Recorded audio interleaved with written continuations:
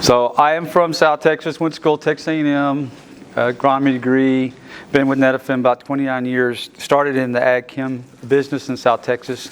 So I am definitely a foreigner here today, so I'm not here to tell y'all how to grow corn or soybeans because that's I'm a long way. My objective today, just like when I'm at home, I'm really close to Mexico, so I'm not fluent in Spanish, but I speak it well enough. And people who teach you Spanish will tell you that you need to think in Spanish and speak in Spanish. If you think in English and then convert, it's really hard to do. So you have to think it. So my objective today is to get you guys to thinking drip, and not on the sales side, but how to operate it. Because once you understand what we're trying to accomplish with our equipment. I've been around equipment long enough to know how our equipment functions, and that's what I'm going to kind of focus on. Not drill down into the day-to-day, the operations, you can ask some product questions or do's and don'ts, but I really want you to think the way farmers think, which you do, but apply it to drip. So I'm going to start with one. There's probably three things I want you to leave today with, and one is a common term, and we heard it this morning on presentations, is you buy chemicals and they have a label on them that says a broadcast label. Okay, and if you take, I'll just take a yellow herbicide as a broadcast label with a label of a gallon per acre. All right, but you decide you don't want to put a broadcast, you want to put a banded rate on. Okay, so you want to put say you're growing on 40-inch beds, and you want to put a 10-inch banded rate of herbicide out. Your rate has gone from a gallon to, what's a fourth of a gallon? A quart, okay? So a broadcast rate across the bed of 40s is a gallon. If it's a quart rate, if it's a 10-inch banded, that's a quart. That's a banded rate. So what if I take that gallon and put it on the 10-inch band? What is my rate then? It's 4x. Okay, so in my short time today, I'm going to get you guys to understand that drip irrigation takes you from a broadcast mindset to a banded mindset. You're now farming, so I'm going to use my analogy. You're going from a 20-gallon tank farmer to a 5-gallon bucket farmer when you go from rain-fed or overhead irrigation to drip. So you have this, you're now focusing on a 5-gallon bucket, not a 20-gallon. So just don't even think about broadcast anymore. So if you have a 20-gallon bucket here and a 5-gallon bucket here, and I leave it outside in the weather, and I let it evaporate, which one's going to empty first? 5-gallon well. It's going to empty at the same rate because it's evaporation, but you're going to have more leftovers. So everything that you're doing is focused on that band. I tell everybody in the drip irrigation who are drip farmers who have a system that is built to replace on a daily basis that you're really 3 days away from a drought if you turn your system off, if you're a full irrigated system. So where I come in, I may have a 25 or a 32 ET, evapotranspiration rate. So when I put in a system at home, if I can't pull out of a canal, and I have a pond, I tell the growers they have to give me at least a 4-day reserve in that pond. Because if something happens and the districts can't deliver water, I'm going to run out in 4 days. My favorite phone call is a guy calls, I want to put drip in. Well, what's your water source? Well, rainfall. I said, well, what's going to fill your pond? Well, rainfall. I said, so what if it stops raining and you're still sucking out of that pond? It's going to go dry. And I said, okay, well, you can't do that. So you have to have some water source. So I just want you to, everything I talk about today is going to be around that concept of 5-gallon versus 20 gallons. And so you cannot what if I try to take 20 gallons and pour it in a 5-gallon bucket? 15 gallons is going to go somewhere. We talked today about what triggers irrigation, where the water is going. It's below ground. Puts dripper line on top of the ground so you can see it. Below ground, you can't see it, so how do you know when the bucket's overflowing? And so we talk about sensors and those kind of things. But so just track along with me on, the bucket-minded. When I talk to growers, I like to ask the grower about there's something that drives a grower to decide to put drip in. There's something, he lays his head at night and he lays down and he's thinking about, where am I at? In West Texas in the Panhandle, the guys' wells every year drop each year. and they don't replenish the fall. There's no charge anymore. So they once had a pivot with 5 gallons or 6 gallons a minute per acre, and now it's down to 3 gallons. So my decision is, do I cut my pivot in half and only irrigate half of it, or do I go to drip and irrigate the entire pivot? So it's about, theirs is dropping. Where I'm in production, where I live, it's high dollar vegetables, and it's a question of some crops have been pushed into drip. Say California, for example, processing tomatoes. Almost all the processing tomatoes are all drip irrigation because the processor is paid to make paste from tomatoes. He's not paid for water coming into his processing. So he is demanding back to the grower, don't send me tomatoes with 60% water, send me tomatoes with 70% solids. I can't sell water, I want solids. So sometimes industry drives the decisions on drip. Sometimes it's quality, where I'm at with a big onion growing area. Drip irrigation came into onions specifically for germination. I mean, because if you don't germinate an onion seed, you don't get an onion. If I have a skip in a cotton field, I can put a few more bolls on a plant, kind of make up for it. But one seed is one onion. So you have to have that germination. And then on the other side, the backside on onions is I want to finish them correctly, so if they go into storage, they're not full of water, or if they go to the shelf, they're not full of water. So if I can dry my onions back or get them, finish them correctly, then my storage shelf life and my pack out is better. So sometimes pack out was driving it. So there's all kind of questions. Was it lack of water? Is it a labor issue? We can't get people to irrigate. There's not enough labor, so we want to automate and make and short that labor deal down. Is it a production? West Texas, you take a guy, we went from 2-bale cotton to 4-bale cotton, really easy on drip. Watermelon, onions, a lot of these high dollar crops, the yield increases were huge over conventional. Is it input costs that's driving your or is it just curiosity? Is it a neighbor that did it? We did a study in West Texas years ago about what drives a farmer to start planting. So their normal planting date's May 15th. So April 1st, we had a guy with a tractor and a planter just get out in the field and start running up and down the field. His planter was empty, but he just did that. The next day, his neighbor was on the tractor planting, and he ran out and goes, "What are you doing?" He said, "Well, you're planting, so it must be time to start." So farmers are supposed to be smarter than that, but they are sometimes pushed a little bit, by neighbor pressure or peer pressure. One of my dear cotton mentors told me, it's time to plant cotton when you can go out in your field and rake the top of the dirt off, drop your pants, and sit there for more than 30 seconds without having to stand up. That's kind of weird, but it's about soil temperature. So everybody has a different drive as to what gets them to it. The dealers will answer these questions. If you don't have a quantity of water for a drip irrigation system, don't get into it. And then if the quantity is going to be, in my opinion, I designed to match the peak evapotranspiration per day. If I can't do that, then it becomes a supplemental system and not an irrigation system. So in this part of the world where you guys don't need to irrigate, like I do 24/7 on some of these areas, and it's just a supplemental, then that's your decision on how you want your system designed. He said today, if the peak ET is 25, I want to be able to replace that. Now at the same time, remember that if you have a soil type that you want to, my 5-gallon bucket, if you're trying to fill up that bucket with 1.5 inches, but your soil only holds a 1/2 inch, you're going to waste that inch. And if you have inputs in that inch, it's going to be wasted too. So remember, everything is about a quantity. Even the root mass, okay, is different, and we'll show you a few pictures on that. Water quality is usually sent, it's done by a water analysis, and if you send it to the dealer, let them send it and get a drip irrigation analysis, not a municipality. I want to see what's going to give me the trouble in the drip, because it's about keeping a dripper functioning, and it's about what relationship it has with the soil that you're putting it in. I get a lot of water analysis sent to me, but no soil analysis sent. And those two things are okay. Take a brand new sponge out of the package and pour a cup of coffee on it, and then wring it out all you want. It's going to be a dark brown sponge. You can wash it if you want to, but it's left residual on that sponge.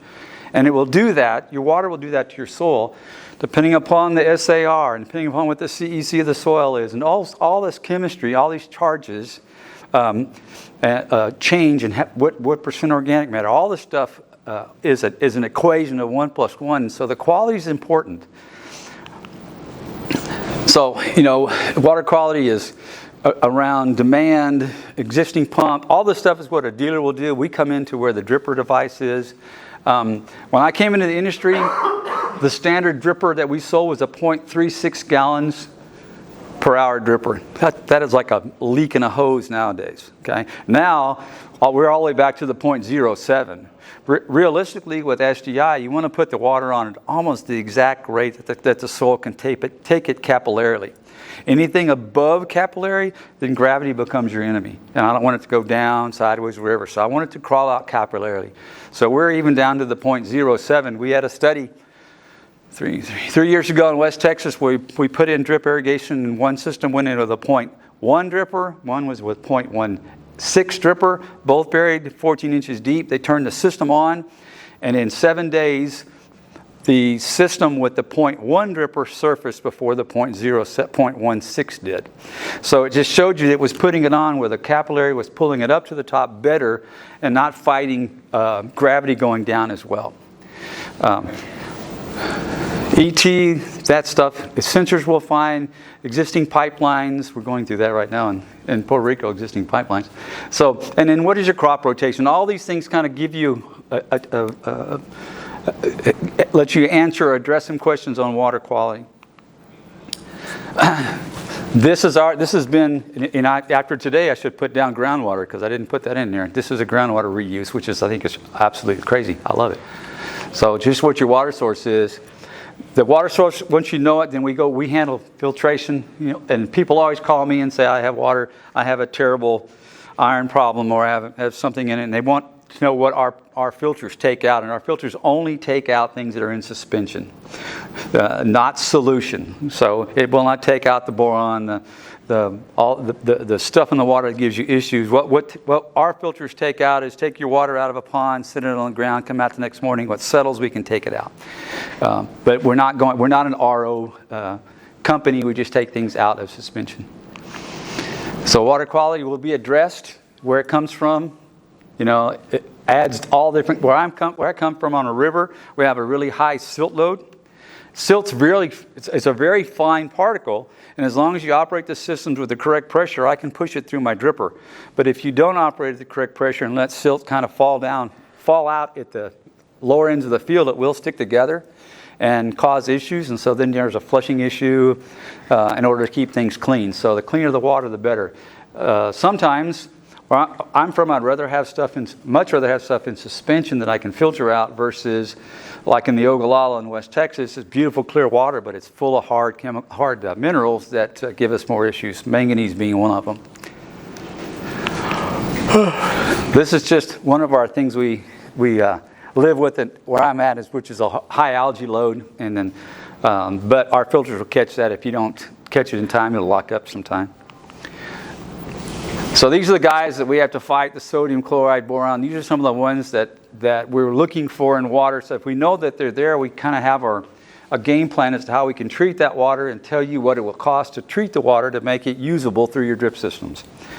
Because you need to know what it's going to cost if you're going to have to put so much sulfur in to buffer it, or if you're going to have to use this kind of media to, say, oxidize out specific minerals. Iron is one. I don't expect iron to be an issue up here with you guys. Hydrocyclones are used to spin out sand out of water, because sand, that can take about 90% of the sand out of your well water, so that, versus, say, pumping into a pond and repumping. We're getting more into using more lagoon or recycled water, and so sometimes we go to a floating screen that it's pre-irrigation and goes to a secondary or tertiary treatment. In the Panhandle, we're taking the water out of lagoons, filtering it, and then putting it back in the system as fertilizer. So it's just a fertilizer liquor, basically. It's a really highly buffered, high organic material that works really well for fertilizer. Wire mat, these are really common. portable filters because we move them around a lot because the land is not theirs, it's rented. It's not, we can't automate with it. So it does make it a little challenging. It adds to the fact that the farmers want to be able to cover as many acres as they can with that kind of filtration so that they can spread their cost out. But what that makes them is they become a dump and go guy where they put a lot of water on at one time and then run across and then come back later on, and it becomes this wetting cycle that's not a big issue. It runs into issues. I don't want to go through that one. So that's the thing I said a while ago. What's in your water becomes part of your soil media. So we have to know that and have to know how to get ahead of it. So take your water samples. Check your. These are some things that we watch. Yeah, EC is the measure of salts. When people start talking about salty water, that's a total measure of salts. There are some good salts. Nitrate is not a bad salt. You can use the nitrogen like they use out here, so it's not a bad guy to have. Manganese, chloride, boron, some of those other guys can give you some issues. CEC on your soil. CEC is just, I refer to CEC as 3 kids in a playground fighting over the same toy. Okay, so if you have and drip's always been sold on frequently, putting out small amounts. But if you have a high CEC soil and you want to put out small amounts frequently, you're going to have to fill up some of those charges before your plants go after it and can actually get it. So a higher CEC soil where I do my fertility, I'll put a little bit larger load less frequently than I would on a sandy soil in Florida where I put it on and it just runs back down. I can't hold it. So I look at my CEC and at a 20-something, that's probably why if you're putting on nitrogen here and your groundwater still comes out at less than 10, a lot of that stuff's kind of hanging around, being grabbed. The organic matter is a big part of the soil. The higher the better. Where I'm at, man, we're such high temperature that we barely even get to a 0.1 or 0.2% organic matter. And then the SAR is a sodium absorption. So whatever sodium you have in that water and you put it on the soil, how much of it hangs around and how much you want to be able to leach out. Y'all are in a much higher rainfall area than other areas like in West Texas where we don't get the rains to leach. So our amendments and what we add to the water, especially like carbon sources, are helpful for us. So when you get reports back, learn how to read reports. These guys will give you the reports I like reports to give me a heads up, red, yellow, or good or bad. Look for high, mediums, and lows in what you have, of your water samples to see if they're dangerous or not. Sometimes it's iron, sometimes it's bacteria, sometimes it's the chlorides. Right now, where I'm at, the chlorides are really high. And if you're using your water to germinate a small seeded crop, you can't let that chloride move up and stay there. It's got to be diluted during germination. If you let it go up and dry back down, and you concentrate the chlorides or the nitrates, then it'll kill that little radical and the plant won't. The seed will die. Bigger seeded crops like corn and soybeans, not as big of an issue as a smaller seed crop. So if you look at these 2 water samples, and you're going to find out which one's better for drip. You got one of them has an EC of a 2.5, it's pretty high. So I jumped to that one. It looks pretty good. pHs are about the same. High calcium. Calcium's not a big deal to me for drip. I can handle it. You go down that line. Sodium's not too bad. Chlorium's not too bad. They're pretty equal. Bicarbs, a little bit higher. Sulfates, look down here, and iron is less than 1 ppm. So this guy has a high EC. It's kind of salty. Okay, so if you take this water and add N32 through it, won't take much N32 to get that EC above a 3. And that's pretty high. Salt is salt. Okay, fertilizer is salt. So a little bit too much is damaging. So this guy scares you when you see that high EC, but this guy over here has a lower, but if you look down, is there anything that bothers us here that has a pretty high iron amount? So both of these can be managed. I'm not saying one is good and one's bad. This is a guy that's going to, I'll watch it at my fertigation to make sure I don't put anything saltier. I noticed, today talking about being in a potash short area and a low pH part of the world, I move myself towards potassium hydroxide, alkaline material, and it puts out, it can bump your pH a little bit. I like it. Potassium acetate when made, but I do not use a potassium chloride because it has a high salt index, and I don't need to use that. So it's cheap, but it's a higher salt index product. You'll find, and you'll probably doing that too. I won't go to this. So the thing, this ad, remember the Miracle Grow commercial about this kid standing there and saying, "Mom, what's for dinner?" It's all water. If we don't look at these systems and don't look at this 5-gallon bucket and the capability of putting something in that bucket, whatever is on the outside of that bucket, we're not going to get. So, and where we place our, I have it here. I'll just show you this one because it's kind of an interesting, and I'll get to my point about fertilizer. This was a study that Texas A&M did on grass. And this is the yield, the amount of water used to produce the pounds of hay. And if you look down where they had 0 fertilizer, it took 12 inches of water to make hay. If you get down where they normally put about 360 units in, only took 3 inches of water. So fertilizer makes your plant's use of the water more efficient. So don't get caught up on being too tight with fertilizers, and look at the ratio between, or the efficiency between nutrient application and water use on a crop. So if we know what our plant wants, and we have this unique delivery system about putting it in, where we want it to. Now we take all this and we have to put it in this 5-gallon bucket. And that's where the management comes into you guys, just as knowing, today we talked about length of irrigation cycles. He ran it, so they ran at 12 hours. You need to know what your application rate per hour is. You need to know where it's going, what you're going to carry in it. You need to know from that pump station to the furthest part of the field, how long does it take to get fertilizer from my injection point to the last zone in my field. Because if I don't know that time and I'm fertigating, I can put it out, not get it there. I can put it out too long.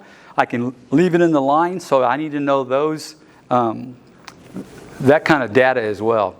So this is just a graphic of where your dripper line is. Say as I put a little corn crop. This is before irrigation. You turn it on, it starts to move. And if you have a sensor in here and you're reading this is going to read the highest wet point. And as you I always put a sensor in the middle of my cone, I put a sensor on the outside of my cone, and I put a sensor about this depth. Those 3 sensors will tell me if I'm pushing water too far, I'm pushing it down too deep, and where it needs to be. You may be deeper, or you may be on the center over here.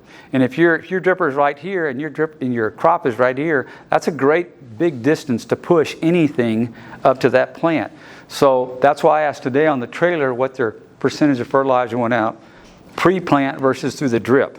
Okay, I find that sometimes in these supplemental systems, and he also said how important it was to get the nutrients to that little plant to make set the barrel size by V5. So if I don't have anything in this plant, when I put the seed down, there's nothing with it, it's very difficult to take my dripper and move anything to that germinating plant. So I've got to put this little plant out with its sack lunch in order to survive germination all the way up to V5 to make my preliminary yield. And at the same time, though, I may, as it's feeding off of this 4x4 or wherever you want to put your pre-plant fertilizer, and my dripper line's here, I'm going to start pushing a little fertilizer that direction because I want to get my roots. If it's a difference between being here versus over there. Y'all are primarily down here. I want to get the roots into a zone where the roots can find the fertilizer. If I'm putting it on, say it's V4, V5, maybe even V6, V7, and the soil is a little wet, and I put on my fertilizer with, say, less than 1/10 of an inch of water, how big of a barrel or how big of a target am I giving my plant? Are the roots already there? What's made them go there? They need to find that fertilizer. So don't be afraid of putting some fertilizer out there. Have you ever had a friend call me this weekend? He had this bull, and he raised this bull in his pasture, and he has no chute, no nothing. It's just this bull running around a pasture, and he called me and goes, "Can you help me load it?" It's a 1,400-pound wild bull. And I said, "Do you have a trailer?" "No." "Do you have a chute?" "No." I said, "Well, how are we going to get in the trailer?" So I said, "Is it bucket trained? Can you put a bucket down and will it follow you?" And he goes, "Well, maybe." So the thing is, if you put the bucket here, teach these guys to go down and find the fertilizer. But if you are where you want the plant to find the fertilizer and you haven't done anything with your drip system, there's not going to be a large amount of roots there. And I'll use this as an example. This is a surface dripper, and this is in a sandy loam type soil. look at the root concentration around that trough. As you get, and this is a 12-inch dripper spacing. Look how sparse the roots get just in 6 inches in that area. So these dudes will come to where the water and the fertilizer is. They're going to find it. Now take that dripper and bury it right here. Put that same amount of root mass around that dripper. And that will tell you better operate that system correctly as far as fertilizer, and watch your flows to make sure that none of these guys want to get back into the dripper line. So I think the diagram a while ago shows you kind of what it's supposed to look like. This kind of shows you what really happens below ground. Some crops are a little more fibrous than others. Some are a little bit more aggressive than others. If you take this and put it down below a crop and you under irrigate, and you and you apply your fertilizer incorrectly, where you concentrated quite a bit in this area, those roots are going to go looking for that fertilizer. I don't want them looking into my dripper to find fertilizer. Fortunately, our drippers have a flap and it kind of protects them from roots getting in there, but I don't want to cause any issues with that. So plants get fertilizer 3 ways. It's either by direct intersection, where the root goes right through it. It's either through diffusion, and that's kind of what you get with the pre-plants, where you put a concentrated amount, and with water movement, it goes from higher concentration to lower concentration, and mass flow, and that's where we live with drip. We're putting a high ppm or a medium ppm fertilizer through a water source, and it's capillarily being pulled through a lot of soil. So as it's moving through, the plant can get it. It's going to be a higher concentration. Where I'm at, where my soils are, say, 8.2 to 8.7, all of our fertility is done. We drop the water down to a 6, 6.5 before we do any of the fertility. So as that water comes out in that sea of alkalinity, I have a lower pH solution that my plants can pull stuff from better than they can from a higher solution of pH. Now, I am not going to change my soil pH with what I'm doing with my soil, with the coming through the system, maybe over a 30-year period of time. But it's just a buffer. It's a very short. I want to put it there so the plant can grab it when it wants it in a form that it can get to it before it ties back up. Phosphates being one of them. Okay, phosphates have a tendency to tie up faster. On the other side of the spectrum, potash is pretty soluble and it can move pretty well, but if you let potash likes to hang around in soil colloids, and if they're wet, soil colloids open, it can grab it. When it dries up, it clumps it back down. So when late in the season on corn, and you have a tendency to wet and dry, and you see tip that's not filling, you automatically say, well, I don't have enough potassium. Well, it probably could have been because you were letting your cycles between wet and dry go too tight, and you were locking up potassium that you couldn't get. So look at those kind of, and if you're pulling a tissue or a sap sample, you would see that. You should see that. So just how you apply and where you're placing it is a big part of the plants accessing it. Where I'm from, we put dripper line down about 6 inches deep. That's an 80-inch bed, and that's a 24-inch dripper. And so we want to. I saw it this week. Guy down the road, he irrigated until he got his furrows completely wet. That doesn't make any sense. Just irrigate where you want to place that water, place that seed, and don't waste it in the furrows. Another thing this does, if you irrigate correctly, we heard a lot about oxygen and too wet. It's pretty hard to over irrigate with drip to the point of being detrimental to a plant. Now, you can waste water and fall out, but I would challenge you to turn the system on long enough to really hurt a corn plant, because there's always going to be something, unless there's water standing in the furrow, that's a different deal, because that's completely saturated. So, there's always going to be, if you irrigate correctly, especially if you're on 40s, there's going to be dry soil and a dry column in that middle if they can get some oxygen out of, unless it's, you've had tons of rain like that. Different deal. So fertigation is not like the government, it needs to be more focused on and done correctly versus what they do. And with us, it's all about protecting this guy. This is our dripper, one of our drippers. The filtration's on the back, the water comes in filtrate, and it goes down the dripper, goes down this labyrinth and comes out this bath. So you don't see this because it's up in the dripper line, but there's a little flap right there. Very rarely do we instantaneously plug up a dripper. And the reason it stays clean is because the distance between these teeth causes this to be very turbulent, and it keeps it clean. So when the new system goes in, you have operating pressures, you have flow meters, and you have pressure gauges. And those three things will tell you what's functioning correctly in the system. If your system went in where it operates at 12 psi and you start seeing a 13 or 14 psi operating pressure, then something is slowing down the system. I don't know what it is. Check and see what it is. Could be flush line. Check your flush lines to see what comes out. If it's could be something you injected. So be careful. Take an eye on that. So if you, this is just a a typical system between well, filtration, injection, main, submain, and laterals. If you're putting something in here, if you're injecting, where I'm from, I do most of my fertilizer injection upstream of my filters because I don't trust the fertilizer guys, and I want to make sure they don't have any precipitants, and I can filter out anything that falls out. So, and I can catch it before it gets into the dripper line. But these flush lines, the dripper line systems down here, and the pressures at this last flush valve kind of tell you what the system is doing. And I will tell you, if you're up here and you're injecting the wrong fertilizer, and you're downstream of the filter and you're injecting something that causes a precipitant, you will see an increase in pressure somewhere because it's going to cause some kind of a dripper restriction. It will not plug your system automatically, but it will slow it down some. So watch those things. I like putting, nowadays you can have access to pressure switches here that will give you a buzz on your hip if there's a pressure increase on your system and you want to be aware of it, or a controller that reads your flow meter, and if your flow is slowing down a little bit, it can give you a buzz on your hip so you'll know it's time to go and check the system. So chemical injection, fertigation side of the deal, from anything from single platforms to multiple platforms like this. I like the ones that inject the fertilizer, send it back around and read what's going in so it can adjust at this point. And so by the time it goes to your field, you have the right concentration and you know it's doing what it's supposed to be doing. If you are, and last week I've been setting probably 20 different acid injection systems where I'm from. And at their injection platform to the furthest farm, maybe 1.5 miles of pipeline.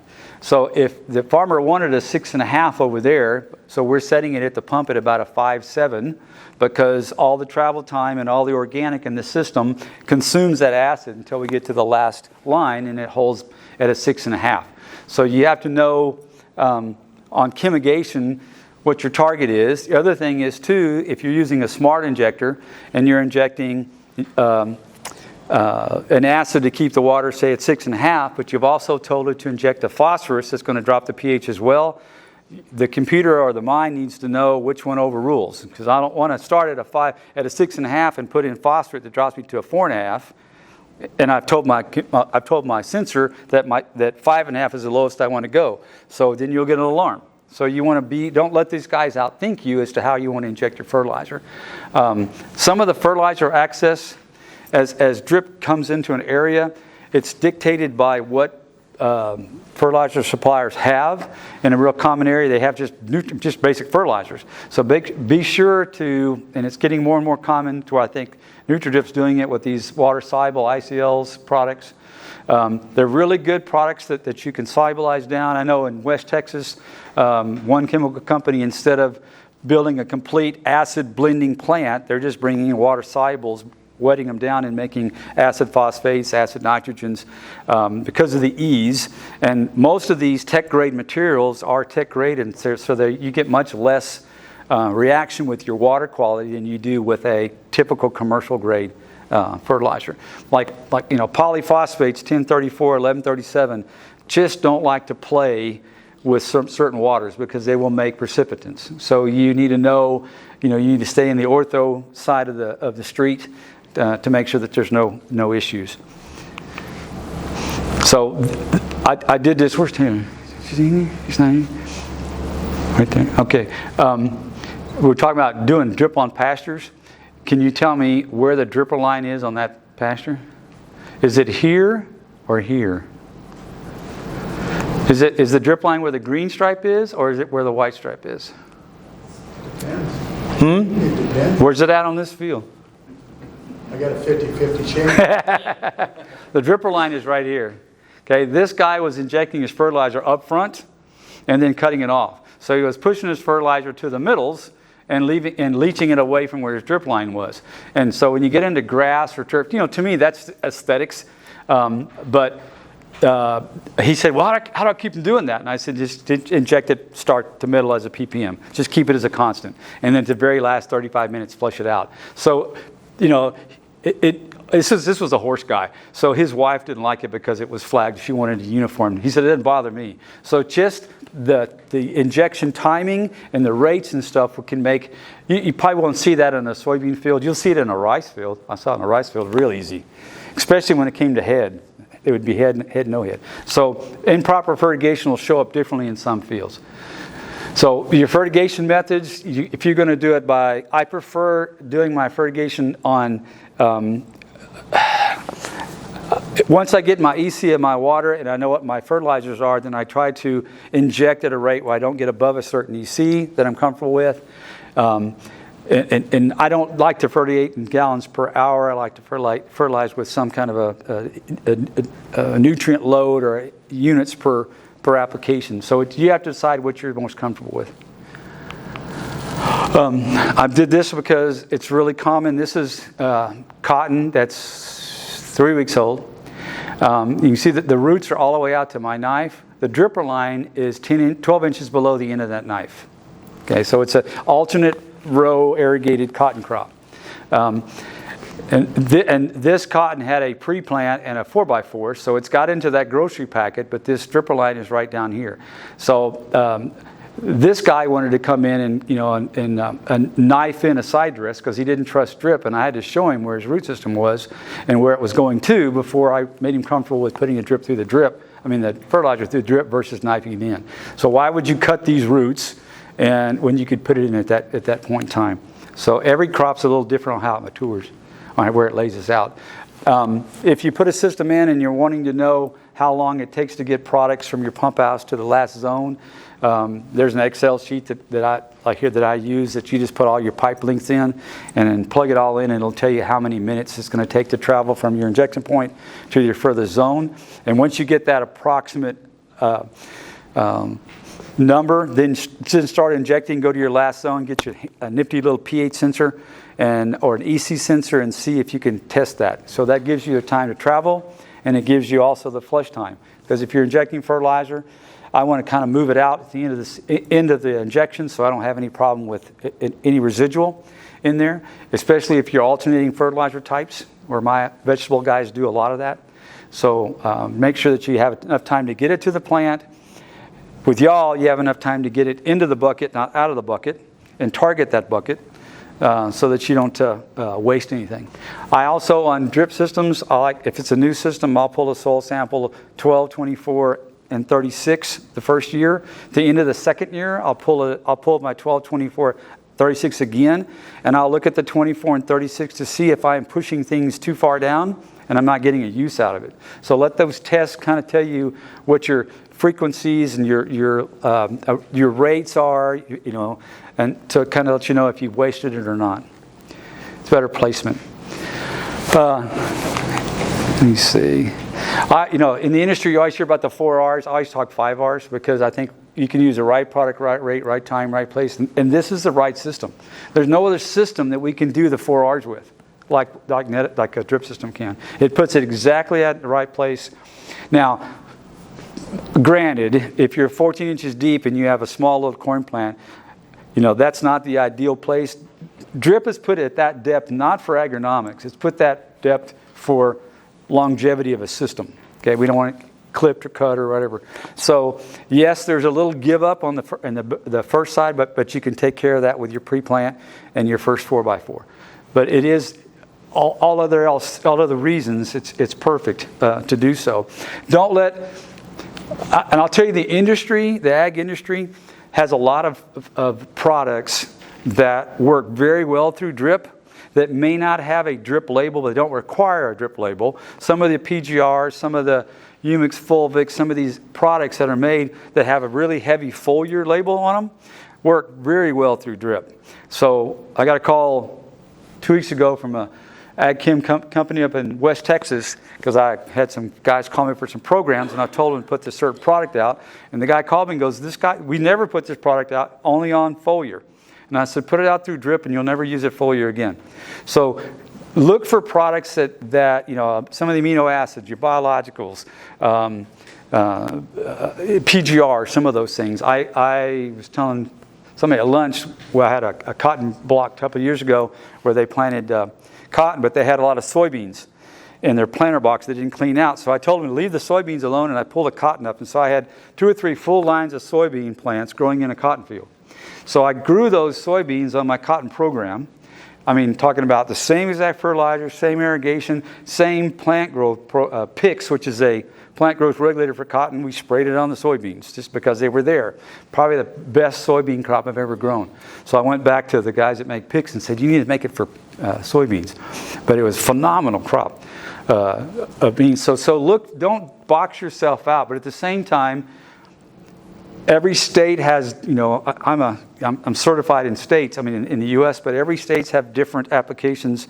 If a chemical has a soil applied label, it does not mean it's a drip applied product. Okay, so if it says soil applied, look down. It's going to have a chemigation label, and the label chemigation is also going to have to be through pivot, or sometimes they call it trickle or drip, but pivot or drip label to get the products through the system correctly. These numbers, you know, people are using these MKPs and these 60/20s. These are the products that are solubles, that melt down really well, that go into the systems very effectively. This is just a concoction of silt, phosphorus, and polyphosphate is what it'll make. It looks like peanut butter. But that is the wrong fertilizer and the wrong water, not treated correctly. Fortunately, that's a surface system, and that's very soluble. It's really easy to clean out. It just scares you when you see the goo come out of that. And if you go by a dripper that's on top of the ground, you'll see some of the white that's on the top of it too. But that's just one picture of a situation. I'm not going to go. If you're going into small rates of chemigation, I think I'm doing more and more towards these peristaltic pumps that are hooked to a flow meter, so I can dial back and forth if I want a ppm, if I want a 3 gallons per hour. I like these guys because they're pretty simple. Or you can go all the way to the other side of the street on injection and go to a computerized injection platform.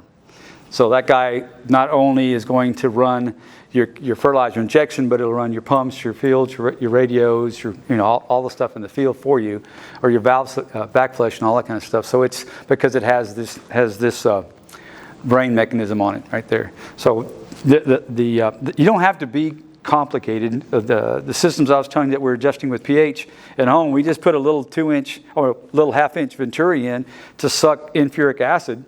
And once I titrated, it only needed to inject 3 gallons an hour. So it was really simple to put that in. And all I did with the farmer was I put on as he walks in a pump house, I put a little box, a digital box. So when he walks in and he's injecting, he can look at the box and see if it's a 6.5 or a 6.8, know what he's injecting, and he's right. If it's above the 6.5, it's a 7.2, then he needs to check that his fertilizer hasn't plugged up or some issue.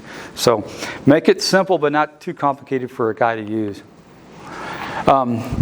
This is why we have studied this a long time. Most of the availability of fertilizer, people like, or plants like to be in that 6. You guys happen to be in a low pH soil, so you're lucky. I live way out here. So you can cross that chasm and say, I'm going to keep my water at 6.5 all the time because that's agronomically sound, but sometimes the ROI on that is not there. So if it's not, and you're in parts of the world, then you may only want to chemigate or buffer down to 6.5 just during fertigation, because the payoff may not be there on the yield on the backside. So that's your call. There's a lot of products that we're using to address water quality. In between, sulfuric is probably still the best to clean things, but it's very dangerous. And so if you take sulfuric acid, mix it with water, a little bit of urea, then it becomes a product called infuric, and that will work really well to solubilize a lot of products. Not a big fan of phosphoric acid to acidify because of other water quality issues. Peroxide, great. Chlorine, fine. We have an oxidizing media for iron. Some companies are playing with UV and ozone. These are some brand names. Oxidate that's being used. Clean Flow is a great product. Repleto is one to clean up organics out of your system. Be careful of what you use. You know, sometimes you're buying stuff that has a foliar label that's not for injection, so see what's in it to make sure. This is a company I reference a lot in California, Ag Water Chemicals. They have a great line of products that are used to keep things clean and oxidized. And they will, if you send them a water test, they can tell you what you're going to need to put in that water, so you have kind of an idea of what your cost per acre inch will be to change your water, so you're not surprised at the end of the season. So I'm going to reference back. Let me see, make sure I don't. Okay, that is where y'all are at with this 5-gallon bucket mechanism. Just be sure that you think banded and you think target. I'm big on putting sensors out because if not, you're flying blind. So you need to know what's going on. Either I don't know where y'all have settled on your sensors, if you're living with EC sensors and pH sensors, or you know what you're going to be reading in the ground. But the more data, I deal with a lot of the seed breeders in Puerto Rico that put all the genes in what you see growing out there, and they are giant data collectors. They need to know everything that they're doing. And so they are over-censored in order to know exactly what's been put on the field, how it's been treated. I tell the corn guys all the time that they're lagging way behind the cotton guys, because the cotton guys' genetics seem to have kind of taken off, and the corn guys are still here, but they, you know, the genetic potential on changes that they've made on cotton breeding is phenomenal compared to where the corn guys. I am glad to see that you're kind of bringing the corn hybrids down, because I can't see all this biomass you guys are making just to make another ear of corn. So I challenge them on that. But just remember the 5-gallon bucket rule, the banded versus broadcast, and the some way to see what you're doing, capturing what you're doing. In the world of communications, over communications is not a bad thing. So the more reports you get, the more things you can see what's going on in the soil, I think the better off you are. I think you'll be a happier end user on the growers. So now I won't go there. All right. If you have any questions, I didn't want to trail off, chase a donkey on that one. So I'm done. If there's any questions you have to do, throw them out at me. If not, you send your water test to? What's that? You send your water test to the Midwest? I think you go to the dealer and find out which lab that they do. There's several of them that they use. Where I'm at, I have a lab I've used for 30 years, and I know them, and I use my soil testing to them, because they do their soil tests with water and CO2 extraction. I like those two extractions. I'm not a big guy of putting dirt in a bucket and putting acid on it and squeezing everything out of there. I want to know what's really... Huh? Like an H3A? Yeah. I'm not anti-soils. I'm just saying that I... You're like a handy test. Yeah. Mm-hmm. I mean, I'm no pH. I'm no professional, but I think... I don't know of a plant yet that can excrete at the root point that kind of an acid to pull fertilizer out. So most of them are going to do it with some form of carboxylic off the tip, or they're going to do it with intersect, but they're not going to excrete that much. And there again, soil samples are just, gauges as to what you're putting on, what you're taking out. So, but the water samples, just make sure that it goes to a lab that you're testing for drip irrigation analysis, not a municipal. And that, because I don't want to care about stuff that I drink. I want to know what's going to cause me the big issues in my system, and that's going to be. It's going to be the big killers are iron, manganese are the two biggest ones that clog a dripper. Both can be managed. After that, all the calciums, bicarbs, anything that is that I can oxidize with a sulfuric or something, I can clean those out fairly well. Organics fairly well, but the iron and manganese are probably the two. Manganese looks like black tar in a dripper. It's sticky, and sometimes you'll see it as a sticky red product because you have manganese and iron the iron just stains it. So you need to know lots of times people will call me and I'll tell them to cut the plastic off the dripper and have the product in there and take peroxide and drip it on there and take sulfuric and drip it on there and see what activity they have to know what percentage you're going to do. And some, I've cleaned out iron, but I've had a high bacteria count. And so I have no iron in my system, but I have a clear slime in my dripper line that's bacteria. So we had to go downstream and inject a biocide, which is normally a copper hydroxide, and that killed but the mistake the farmer made too was he first put the copper hydroxide in front of the oxidizing filtration, and he took all his copper out. So, and he goes, "It's not working." And well, I said, "Where'd you inject it?" And I said, "You injected it up there." So you need to know what your media is, what your problem is, and what you're fighting, and then live by the flush line. When you catch that flush manifold water, see what's coming out. Just do it as a diagnosis, man. Just turn it on, catch it, put it on the outside, let it heat up. The other thing on all these fertilizers, I'm not from here, I don't know the water, I'm no expert. Everything that you do that you've never, or try to do that you've never done before, do your little jar test, set it outside in the full sun for 48 hours. Let it heat up. Let's see what cooks in it, what falls out. You know, in Puerto Rico, they start using fertilizers in the spring. And I started getting calls in like May, June. I got these white flakes coming out of my system. I've never seen them before. And I said, yeah, you went from 79 to 92, and your tape's shallow. You're cooking stuff. You're making stuff fall out. So what do? Well, we just infuric and solubilized it all and sent it on down the road. And because they didn't change their fertilizer at all, just the temperatures changed.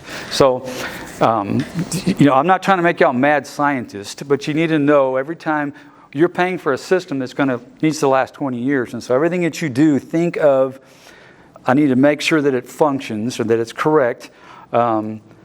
There's a lot of chemical guys that will sell their product and say this is for drip, but there's no drip label on it anywhere. So be careful before you put it out. Had a man put out humic acid 2 weeks ago. He called me and said, humic acid is bad. And he said, it's plugging my filter up. And I said, there's nothing in humic acid that should plug a filter up. Nothing. I said, what else are you injecting? Nothing. So he called back 3 days later and he goes, sorry. He said, we were injecting 1248A, a Miller water-soluble product. And in West Texas, it was a neutral. And he was injecting at a crazy high rate because he was trying to catch up. Okay, he was trying to put 15 gallons in a 5-gallon bucket, and everything came together, and it caused a problem. And he was blaming it on the humic acid guy. And I've never seen it in my life. So when he showed it to me, I said, be careful of what you start stacking in there because you can create your own individual problem. So, anything else? Good. Thanks, guys. Yes, sir? Good question on, you were saying the roots have to get about so far, you're about 14 whole inches down. You know on corn about what stage you guys start fertilizing the corn is very good. I mean, it doesn't really work as a starter necessarily, right? Because it's below that seedling, but you know what kind of a good stage when guys Well, the question came up this morning, what they could do here to get to 600 bushel corn. And, I think to me, there are, from germination to V4, V5 is like, that is my sister's a neonatal nurse. And when those little babies are born, man, you have to take care of them to get them healthy. So from germination to V7, once you miss that, there's no catching up. So to me, I'll load up front as much as I can. Okay, so you do start it shortly after. Through drip? Or through the drip. Now, I'm a comfortable guy.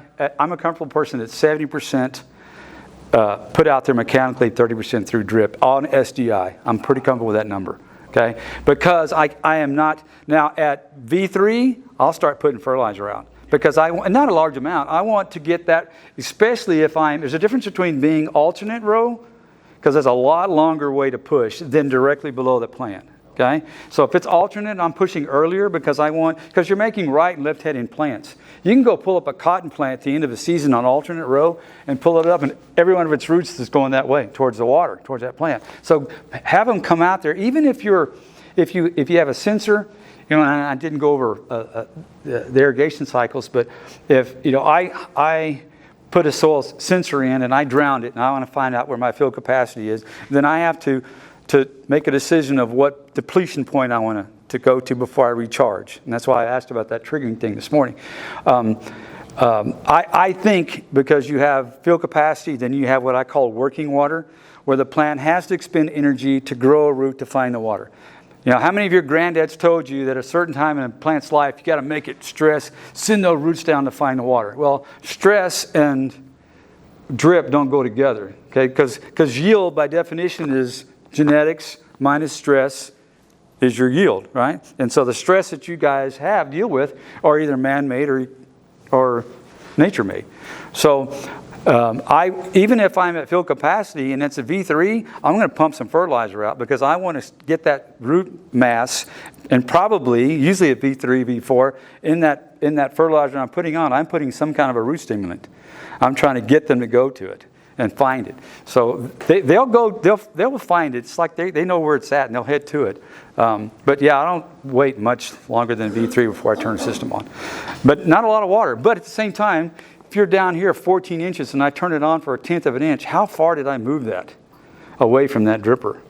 In Texas, we fight root intrusion on drippers. We don't want any root to grow in there, so we put out yellow herbicide. And I say yellow herbicide because that's generic, okay? I can't say Treflan, but yellow herbicide. And you want to put yellow herbicide out underneath grass to where when I put it into a drip system, I want it to come out and form a baseball around my dripper where my yellow herbicide is. I don't want to push it all the way across the bed. I just want to put it right here around my dripper. So when a root tries to find something, hits that Treflan or trifluorine, and it burns it off. So you can lock stuff anywhere you want to. I can put phosphorus in really early, and I can push water and then shut it off, and I can push it up until the water stops. And when the water stops, my phosphate's going to hang around there. Okay, it is soluble as it's moving, especially if it's a lower pH through it will go, but it will eventually stop moving, and that's where my phosphates is. So I'm hoping to do that so that when between B4, 3, and 4, when I got roots in this area, and it depends on how much organic matter you have and how big a root system. So I push my PGRs and my humics and those kind of things to push a root system early at that V3 because I want to wait. Say you're wet all the time and you get to, a week before VT and you haven't done anything. You can't wait that late. So I want to put it out and start getting stuff done. Prime the pump a little bit if you can.